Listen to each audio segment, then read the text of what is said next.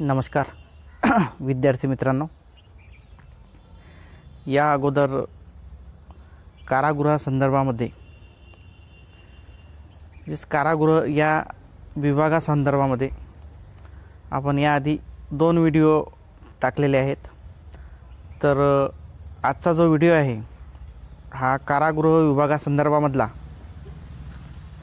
3ऱ्या क्रमांकाचा व्हिडिओ आहे। तर आजच्या व्हिडिओमध्ये आपण जे कारागृह विभागामधली पदांची संरचना आहे, म्हणजे नेमकी खालपासून तर वरच्या स्टेपपर्यंत नेमकी कशा प्रकारे रचना असते या संदर्भामध्ये आपण आज पाहणार आहोत। हे बघा मित्रांनो, कारागृह विभागामधील जे सगळ्यात खालची पोस्ट आहे, तर वास्तविक पाहता कारागृह विभागामध्ये अनेक वेगवेगळ्या प्रकारच्या पोस्ट आहेत,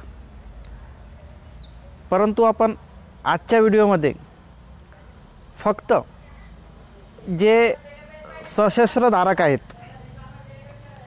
जे सशस्त्र धारक कर्मचारी आहेत किंवा अधिकारी आहेत, या संदर्भामध्ये आपण आज माहिती पाहणार आहोत।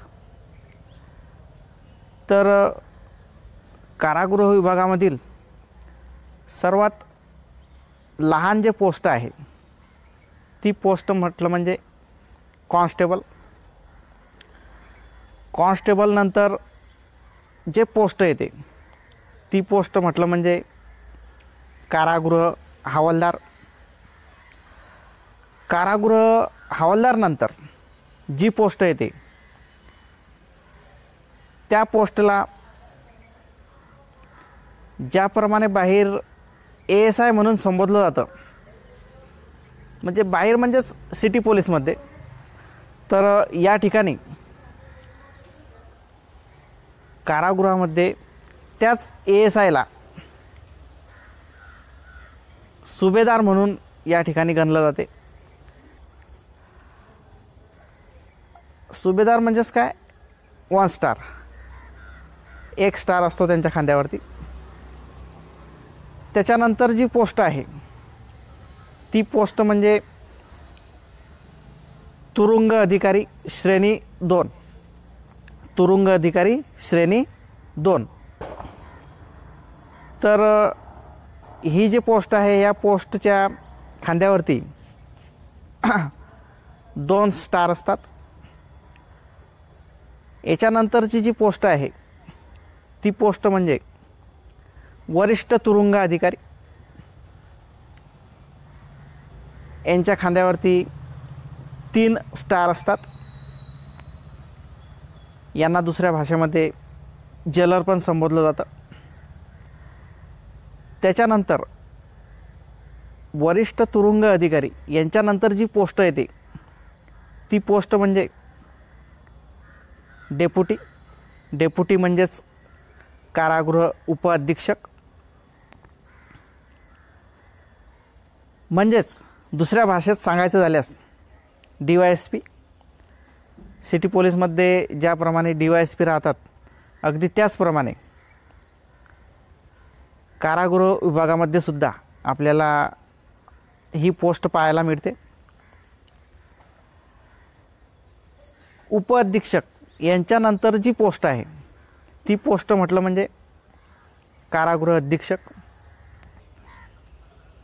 आपली जे अशोक स्तंभाची राजमुद्रा आहे ती राजमुद्रा यांच्या खांद्यावरती असते। त्याच्यानंतर जी पोस्ट येते ती पोस्ट म्हणजे एक राजमुद्रा तर असतेच, त्यानंतर एक स्टार असतो। त्याच्यानंतर ज्याप्रमाणे तुमचे जे जेलचे प्रकार आहे, उदाहरणार्थ जिल्हा कारागृह, त्याच्यानंतर सेंट्रल जेल, त्या ठिकाणी पोस्टिंग दिली जाते। तर त्याच्यामध्ये मग राजमुद्रा असलेला 1 स्टार असेल, त्याच्यानंतर राजमुद्रा असलेला 2 स्टार असेल, अशा प्रकारे जेलच्या रँकनुसार त्या ठिकाणी पोस्ट दिले जातात, नियुक्त्या दिल्या जातात. यानंतरची जी पोस्ट आहे ती पोस्ट म्हणजे DIG. DIG ही जी पोस्ट आहे, कारागृह विभागामध्ये असे डिव्हिजन पाडलेले आहे, डिव्हिजन नेमून दिलेले आहे. तर त्या डिव्हिजननुसार त्या ठिकाणी कारागृह विभागामधील जे DIG असतात, जे कारागृह उपमहानिरीक्षक असं त्यांना मराठीतून संबोधलं जातं.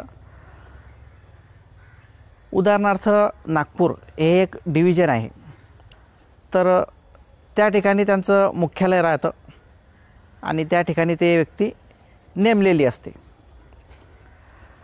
DIG नंतर जी पोस्ट आहे ती पोस्ट म्हणजे IG, inspector general of police. तर या पोस्टचं जे मुख्यालय असते तर यांचं जे मुख्यालय असते ते मुख्यालय पुण्याला आहे आणि त्या पुण्याला मुख्यालय असल्याच कारणामुळे तिथून सर्व महाराष्ट्राचा म्हणजेच तिथून सर्व महाराष्ट्रातील कारागृहांचा कारभार त्यांच्या थ्रू पाहिला जातो. त्यांना काय म्हणतो आपण? IG, inspector general of police, म्हणजेच कारागृह महानिरीक्षक. अलीकडल्या काळामध्येच एक पोस्ट